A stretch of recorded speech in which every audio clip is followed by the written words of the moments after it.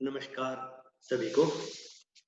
मैं Dipendra Solanki online classes में सभी का हार्दिक स्वागत और अभिनंदन करता हूं।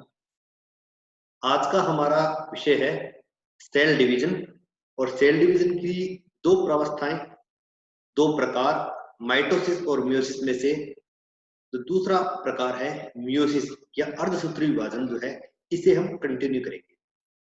इसे हमने लास्ट क्लास में शुरू कर लिया था जो इसी चैनल पर अपलोडेड है अभी। मियोसिस के अंदर हमने पढ़ा था कि अर्धसूत्री विभाजन जो है एक ऐसी प्रक्रिया है जिसके द्वारा बनने वाली पुत्री कोशिकाओं में गुणसूत्रों की संख्या आधी हो जाती है, अतः इसे हम रिडक्शनल डिवीजन कहते हैं। और इस रिडक्शनल डिवीजन में हमने देखा था कि मियोसिस जो है इसकी कोशिकाएं दो चरणों में विभाजित होती है। पहले चरण को मियोसिस फर्स्ट और दूसरे चरण को मियोसिस सेकंड कहते हैं। और इस प्रकार दो चरणों में विभाजित होने के पश्चात चार डॉटर सेल्स बनती हैं जो कि हैप्लॉइड होती है, मदर सेल डिप्लॉइड होती है। अतः मदर सेल की तुलना में बनने वाले डॉटर सेल में गुणसूत्रों की संख्या आधी होती है। और इसकी प्रावस्थाओं के बारे में हमने देखा था कि इस प्रकार से हमने प्रावस्थाएं पढ़ी थी कि मियोसिस फर्स्ट और सेकंड जो है दोनों ही इंटरफेज और एम फेज में डिवाइडेड होती है। इन सभी के अंदर प्रोफेज से लेकर टेलोफेज तक प्रावस्थाएं होती है। लास्ट क्लास में हमने इसकी मियोसिस फर्स्ट प्रारंभ किया था और इसकी प्रोफेज प्रावस्था में हमने बात की थी कि इसकी प्रोफेज प्रावस्था भी 5 सब स्टेजेस से मिलकर बनी होती है: लेप्टोटीन, जाइगोटीन, पैकाइटिन, डिप्लोटीन और डायकाइनेसिस। इन सभी प्रावस्थाओं के अंदर एक प्रक्रिया संपन्न होती है जिसे हम क्रॉसिंग ओवर कहते हैं। और क्रॉसिंग ओवर के फलस्वरूप जो है नए कॉम्बिनेशंस बनते हैं। इस प्रकार से हमने क्रॉसिंग ओवर देखा था और फाइनली हमने देखा था कि इन 5 प्रावस्थाओं के उपरांत जो है प्रोफेज फर्स्ट की प्रक्रिया संपन्न होती है। और इस प्रोफेज फर्स्ट के दौरान गुणसूत्र जो है अपने भागों का आदान प्रदान करते हैं और फाइनली जो दोनों समजात गुणसूत्र है, होमोलोगस क्रोमोसोम्स है, ये पेयर किए हुए डायाकाइनेसिस के उपरांत हमें प्राप्त होते हैं। इसके पश्चात प्राप्त करते हैं मियोसिस फर्स्ट और इसकी मेटाफेज फर्स्ट प्रावस्था। मियोसिस फर्स्ट की दूसरी प्रावस्था जो है प्रोफेज फर्स्ट के बाद जिसे हम कहते हैं मेटाफेज फर्स्ट कहते हैं। इस प्रावस्था के अंदर हम देखते हैं कि स्पिंडल का निर्माण पूर्ण हो जाता है, दोनों केंद्र बन जाते हैं। ये एनिमल सेल का डायग्राम है। प्लांट सेल में यहाँ पर दोनों पोल बन जाते हैं और इनसे इस प्रकार से स्पिंडल निकलते हैं। प्रत्येक स्पिंडल जो है यह गुणसूत्र के सेंट्रोमियर से जुड़ा होता है। लेकिन मेटाफेज फर्स्ट में हमें जो सबसे महत्वपूर्ण चीज देखने को मिलती है वह यह होती है कि मेटाफेज प्लेट के ऊपर सारे गुणसूत्र जब एक इक्वेटर के अंदर प्लेट के रूप में इकट्ठे होते हैं तो इस प्रक्रिया को मेटाफेज प्लेट कहते हैं। लेकिन यहाँ पर मेटाफेज प्लेट पर सिंगल क्रोमोसोम में आकर क्रोमोसोम यहाँ पर पेयर के रूप में पाए जाते हैं। तो यानी होमोलोगस क्रोमोसोम जो है ये अपने पेयर के रूप में ही मेटाफेज प्लेट के रूप में अरेंज होते हैं, यानी इक्वेटर पर मध्य रेखा पर अरेंज होते हैं और ये सदैव पेयर किए होते हैं। जैसा कि हमने डायकाइनेसिस में देखा था कि डायकाइनेसिस में क्या था कि गुणसूत्रों के अंतिम सिरे, होमोलोगस क्रोमोसोम जो है इनके अंतिम सिरे आपस में जुड़े हुए होते हैं। इसी अवस्था के अंदर हमें देखने को मिलते हैं गुणसूत्रों के अंतिम सिरे यहाँ पर जुड़े हुए हैं, गुणसूत्र पेयर के रूप में है, होमोलोगस पेयर के रूप में। अब इन दोनों गुणसूत्रों में से एक गुणसूत्र अपनी एक तरफ के पोल से जुड़ता है और दूसरा गुणसूत्र दूसरी तरफ के पोल से जुड़ता है। यानी सेंट्रोमीर जो है ये एक तरफ के पोल से ही कनेक्टेड होता है। तो इस पेयर के दोनों गुणसूत्र जो है अलग अलग पोल से कनेक्टेड हो जाते हैं। तो ये मेटाफेज के अंदर हमें देखने को मिलता है।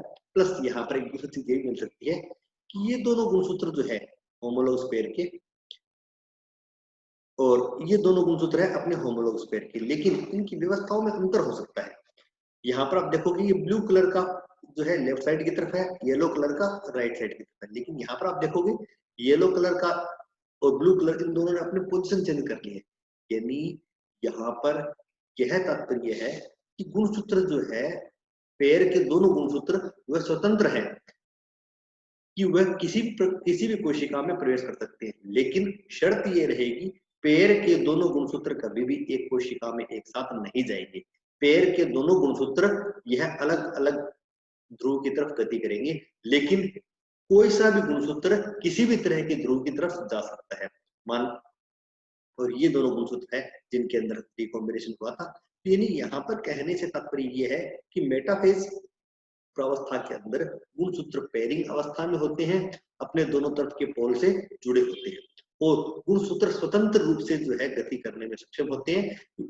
एक गुणसूत्र जो है किसी भी पोल की तरफ जा सकता है, लेकिन इन दोनों गुणसूत्रों के लिए एक नियम लागू होगा कि इन दोनों में से एक गुणसूत्र एक पैर की तरफ जाएगा और दूसरा गुणसूत्र दूसरे पैर की तरफ जाएगा। तो यहाँ पर मेटाफेज जो है सबसे छोटी प्रावस्था होती है, जिसमें होमोलोगस क्रोमोसोम टेट्राड के रूप में ही इक्वेटर पर अरेंज होते हैं। जैसा कि हम चर्चा कर रहे थे कि गुणसूत्र जो है ये टेट्राड के रूप में 1, 2, 3 और 4 4 टेट्राड है, 4 क्रोमेटिड है, तो गुणसूत्र जो टेट्राड के रूप में ही अरेंज होते हैं। यहाँ पर इंडिपेंडेंट असॉर्टमेंट होता है, यानी स्वतंत्र रूप से ये गुणसूत्र गति करते हैं, स्वतंत्र अपव्यय होता है।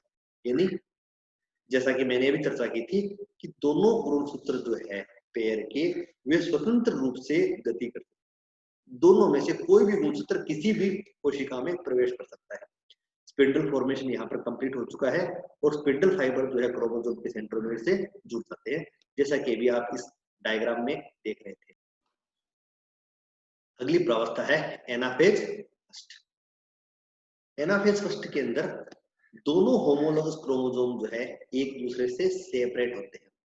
यहाँ पर गुणसूत्रों के क्रोमेटिड सेपरेट नहीं होते, बल्कि ये दोनों होमोलोगस क्रोमोसोम जो पेयर के रूप में प्रेजेंट थे, ये क्रोमेटिड से सेपरेट ना होकर दोनों क्रोमोसोम सेपरेट होते हैं।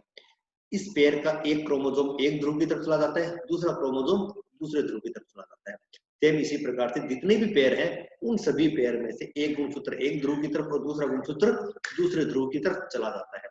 अब मान लीजिए कि यहाँ पर मनुष्य की कोशिका की अगर बात करें तो मनुष्य की कोशिका में टोटल 46 गुणसूत्र होते हैं, जिसमें से 23 गुणसूत्र उसे अपने पिता से प्राप्त होते हैं और 23 गुणसूत्र माता से प्राप्त होते हैं। यानी 23 गुणसूत्र 23 क्रोमोसोम्स जो है ये मैटरनल होते हैं, 23 पैटर्नल होते हैं। तो जब पेयरिंग होती है तो मैटरनल और पैटर्नल क्रोमोसोम जो थे उनके बीच में आपस में पेयरिंग हो जाती है। अब जब ये वापस सेपरेट होते हैं तब कोई यह शर्त नहीं है कि सारे के सारे 23 मैटरनल क्रोमोसोम एक कोशिका में जाएंगे और 23 पैटर्नल एक कोशिका में। यानी कहने का तात्पर्य ये है कि 23 गुणसूत्र जो पिता से प्राप्त हुए थे और 23 गुणसूत्र जो माता से प्राप्त हुए थे, ऐसा कोई आवश्यक नहीं कि वो सदैव साथ साथ रहेंगे। ऐसा भी पॉसिबल है कि एक कोशिका के अंदर टोटल 23 गुणसूत्र जाने हैं, बनने वाली दोनों कोशिकाओं में 23 गुणसूत्र जाएंगे, तो इन 23 में से हो सकता है कि 10 गुणसूत्र तो पिता से आ गए और 10 गुणसूत्र और 13 गुणसूत्र माता वाले आ गए। इसी प्रकार से दूसरी कोशिका है उसमें 13 गुणसूत्र जो है ये पिता वाले आ गए और 10 गुणसूत्र माता वाले आ गए। यानी गुणसूत्र जो है इनकी वंशागति, इनका असॉर्टमेंट जो है यह बिल्कुल इंडिपेंडेंट होता है। तो बनने वाली डॉटर सेल्स में कुछ गुणसूत्र पिता के और कुछ गुणसूत्र माता के यहाँ पर प्रवेश करते हैं। तो यहाँ पर एनाफेज फर्स्ट के दौरान होमोलोगस पेयर की दोनों क्रोमोसोम जो है ये सेपरेट हो जाते हैं। तो इस प्रकार एनाफेज फर्स्ट के दौरान होमोलोगस क्रोमोसोम सेपरेट होते हैं, न कि क्रोमेटिड सेपरेट होते हैं। जबकि आपने माइटोसिस तो पढ़ा था, समसूत्री विभाजन जब पढ़ा था तब आपने पढ़ा था कि माइटोसिस के दौरान एक गुणसूत्र के दोनों क्रोमेटिड अपने सेंट्रोमियर से सेपरेट होते हैं, जबकि एनाफेज फर्स्ट जो कि म्यूसिस के अंदर होता है वहां पर दोनों होमोलोगस क्रोमोसोम सेपरेट होते हैं, जबकि इस गुणसूत्र के एक क्रोमोसोम के दोनों क्रोमेटिड जो है परस्पर सेंट्रोमियर पर जुड़े होते हैं, ये सेपरेट नहीं होते हैं। तो इस प्रकार आप देख सकते हो कि यहाँ पर होमोलोगस क्रोमोसोम समजात गुणसूत्र एक दूसरे से अलग होते हैं और अपनी अपनी तरफ के पोल की तरफ मूव करते हैं, जबकि सिस्टर क्रोमेटिड जो है सेंट्रोमियर पर जुड़े रहते हैं। क्रोमेटिड कभी भी सेपरेट नहीं होते। और दो गुणसूत्रों को अलग करने के लिए इन दोनों गुणसूत्रों के बीच में कई बार कुछ इंटरजोनल फाइबर बनते हैं। ये इंटरजोनल फाइबर दोनों गुणसूत्रों को अपने अपने ध्रुव की तरफ जो है धकेलने का काम करते हैं, जिससे दोनों गुणसूत्र सेपरेट होते हैं। एनाफेज के बाद अगली प्रावस्था आती है टीलोफेज फर्स्ट। तो टेलोफेज फर्स्ट में आप देख सकते हो कि इस प्रकार जो क्रोमोसोम सेपरेट होते हैं वे अपने अपने ध्रुव की तरफ पहुंच जाते हैं, क्रोमोसोम अपने अपने ध्रुव की तरफ पहुंच जाते हैं और इसके पश्चात दोनों कोशिका जो है यह मध्य से विभाजित होती है और दो पुत्री कोशिकाओं का निर्माण हो जाता है, दो डॉटर सेल बन जाती है। और इस प्रकार बनी डॉटर सेल्स के अंदर पहले जो कोशिका थी मदर सेल, इसमें 4 गुणसूत्र थे, जबकि बनने वाली डॉटर सेल्स में दो दो गुणसूत्र हमें दिखाई दिए। यानी हम यहाँ पर यह बताना चाहते हैं कि जो मदर सेल जो थी यह डिप्लॉइड सेल थी, गुणसूत्रों की संख्या जो थी यह 2n थी, जबकि बनने वाली डॉटर सेल जो है ये हैप्लॉइड होती है, इनमें गुणसूत्रों की संख्या मदर सेल की तुलना में अधिक होती है। तो टेलोफेज जो है इसमें प्रत्येक पोल पर हैप्लॉइड सेट ऑफ क्रोमोसोम उपस्थित होते हैं, यानी गुणसूत्रों के हैप्लॉइड सेट जो है यह प्रेजेंट होते हैं, यानी आधे गुणसूत्र जो है उपस्थित होते हैं। मनुष्य की कोशिका की तरफ बात करें तो मनुष्य की कोशिका के लिए 23 गुणसूत्र एक पोल पर चले जाते हैं, 23 गुणसूत्र दूसरे पोल पर चले जाते हैं। इसके पश्चात कोशिका द्रव्य का विभाजन होता है और दो हैप्लॉइड सेल्स जो है ये बन जाती है और प्रत्येक हैप्लॉइड सेल में गुणसूत्रों की संख्या मदर सेल की तुलना में अधिक। मनुष्य की बात करें तो मनुष्य के केस में जो बनने वाली डॉटर सेल्स में 23 गुणसूत्र उपस्थित होते हैं और इस प्रकार विभाजन होने के पश्चात कोशिका जो है सामान्य कोशिका के रूप में बनने लग जाती है, केंद्रक पुनः प्रकट होता है और क्रोमोसोम जो है ये वापस लूज होते हैं और क्रोमेटिन में कन्वर्ट हो जाते हैं, यानी प्रोफेज से उल्टी प्रक्रिया यहाँ पर संपन्न होती है। इसके पश्चात प्रारंभ होता है मियोसिस सेकंड और मियोसिस सेकंड जो है यह माइटोसिस के समान होने वाली ही एक प्रावस्था होती है। तो मियोसिस फर्स्ट जब पूर्ण हो जाती है उसके पश्चात माइटोसिस प्रारंभ होती है, जो कि इक्वेशनल डिवीजन है।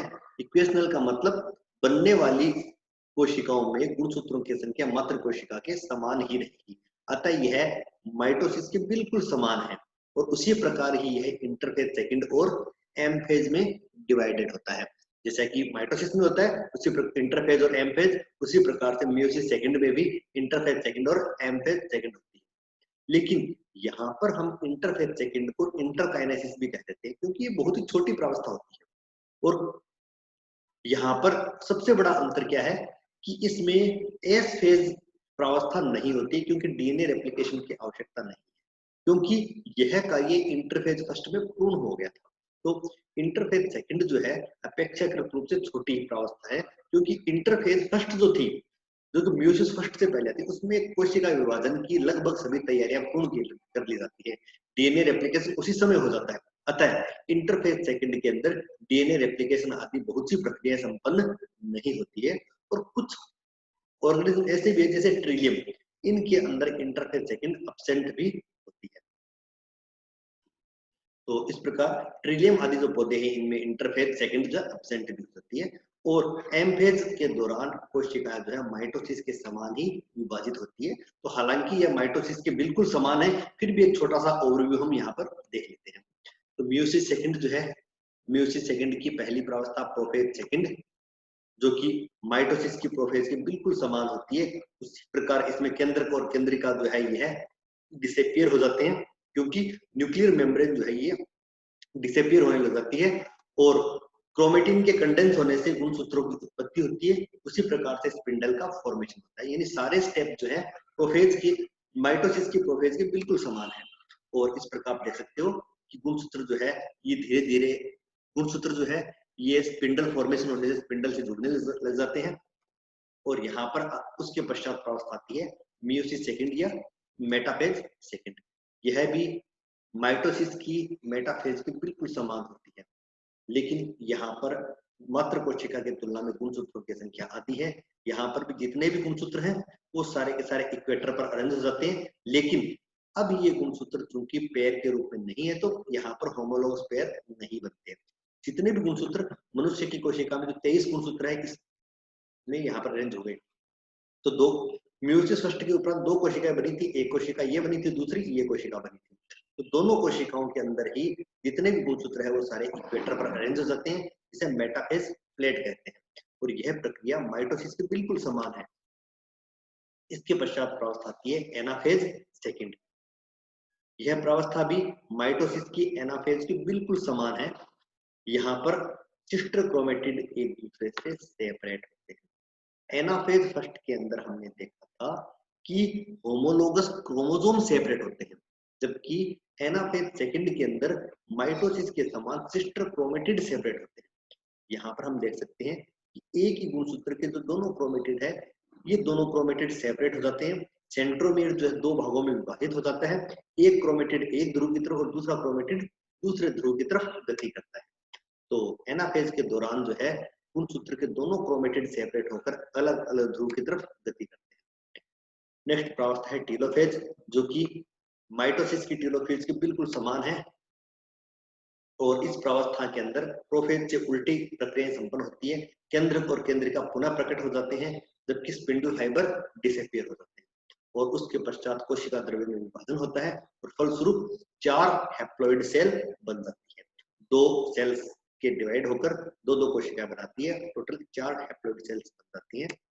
और सामान्यतया जैसा कि हमने बात की थी, म्यूसिस की प्रक्रिया जो है यह रिप्रोडक्शन के समय या प्रजनन के समय होती है। सामान्यतः इस प्रक्रिया के द्वारा गैमेट्स का निर्माण होता है और ये गैमेट्स जो है एग अथवा स्पर्म कहलाते हैं। तो टीलोफेज सेकंड को हम एक डायग्राम से देख सकते हैं यहाँ पर कि ये प्रथम कोशिका थी, ये दूसरी कोशिका। तो ये दोनों क्रोमेटिड है, अपने अपने ध्रुव की तरफ जो है गति करते हैं और फाइनली इनके बीच में साइटोकाइनेसिस होकर और केंद्र पुनः प्रकट हो जाता है, केंद्रिका पुनः प्रकट हो जाती है। तो इस प्रकार डॉटर सेल बन जाती है। और जब इस प्रकार एक कोशिका विभाजित होकर म्यूसिस फर्स्ट में 2 बनाई थी और ये 2 कोशिका विभाजित होकर टोटल 4 हैप्लॉइड सेल का फॉर्मेशन हो जाता है। थोड़ा और अच्छे से हम इसे समझ लेते हैं। पूरी म्यूसिस प्रक्रिया को एक डायग्राम के द्वारा हम देखते हैं कि हमने देखा था कि सबसे पहले म्यूसिस फर्स्ट प्रारंभ होती है, उसकी इंटरफेज प्रावस्था। इसमें सामान्य कोशिका होती है, कोशिका के अंदर केंद्रक उपस्थित होता है, केंद्रक में क्रोमेटिन उपस्थित होता है। जब प्रोफेज फर्स्ट में एंटर होती है तब ये क्रोमेटिन कंडेंस होकर जो है क्रोमोसोम बना लेते हैं और जितने भी होमोलोगस क्रोमोसोम उनके बीच में पेयरिंग होती है। तो 2 क्रोमोसोम आपको दिखाई दे, 2 क्रोमोसोम पेयर बनाते हैं, 2 क्रोमोसोम पेयर बनाते हैं। तो सभी समजात गुणसूत्र जो अपने जोड़े बना लेते हैं प्रोफेज फर्स्ट के दौरान। स्पिंडल का निर्माण यहाँ पर हो जाता है और ये क्रोमोसोम जो है अपने स्पिंडल से जुड़े हुए होते हैं। मेटाफेज के अंदर सभी होमोलोगस क्रोमोसोम एक इक्वेटर पर अरेंज हो जाते हैं और स्पिंडल से जुड़े होते हैं। एनाफेज फर्स्ट के अंदर दोनों क्रोमोसोम जो है इसमें एक क्रोमोसोम एक ध्रुव की तरफ और दूसरा क्रोमोसोम दूसरे ध्रुव की तरफ गति करता है। यानी एनाफेज फर्स्ट के अंदर होमोलोगस क्रोमोसोम सेपरेट होते हैं। इसके पश्चात साइटोकाइनेसिस होता है। ये कोशिका जो है 2 पुत्री कोशिकाओं का निर्माण कर लेती है और केंद्रक और केंद्रिकाएं पुनः प्रकट होने लग जाती है। क्रोमोसोम जो है पुनः क्रोमेटिन में कन्वर्ट होने लगती है। इसके पश्चात आती है इंटरफेज फर्स्ट के बाद में इंटरफेज सेकंड, जिसे इंटरकाइनेसिस भी हम कह देते हैं, जिसमें डीएनए रेप्लिकेशन संपन्न नहीं होता है और ये कोशिका जो है पुनः प्रोफेज माइटोसिस के समान डिवाइड होती है। प्रोफेज फर्स्ट आती है जिसके अंदर स्पिंडल पुनः प्रकट होते हैं, क्रोमोसोम से जुड़ जाते हैं। मेटाफेज सेकंड के अंदर यहाँ पर जितने भी क्रोमोसोम है सारे इक्वेटर पर अरेंज हो सकते हैं। अब यहाँ पर आपके सामने मेटाफेज फर्स्ट भी है और मेटाफेज सेकंड भी है। इसे अच्छे से आप देख सकते हो कि मेटाफेज फर्स्ट के अंदर होमोलोगस क्रोमोसोम इक्वेटर पर है, यानी 2 क्रोमोसोम एक साथ इक्वेटर पर है, जबकि मेटाफेज सेकंड के अंदर प्रत्येक क्रोमोसोम जो है स्वतंत्र रूप से इक्वेटर पर प्रेजेंट होता है, मेटाफेज प्लेट का निर्माण करता है।